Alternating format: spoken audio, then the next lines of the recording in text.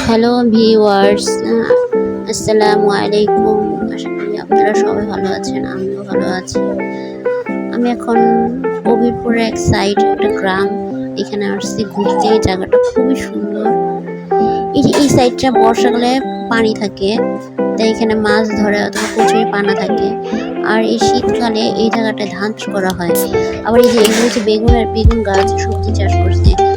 এই সাইডটা হচ্ছে সুদের ওই চতুর্দিকে সেই দূরে দূরে এগুলো সব ধানের চাষ, ধান গাছ, চারিদিকে ধান ধান ধান, সবুজে সমারোহ।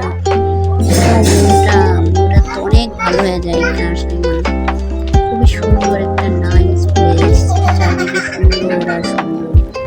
এখানকার মানুষগুলো অনেক ভালো। গ্রাম, এগুলো ছাড়া মানুষের উপভোগ করার কিছুই নেই।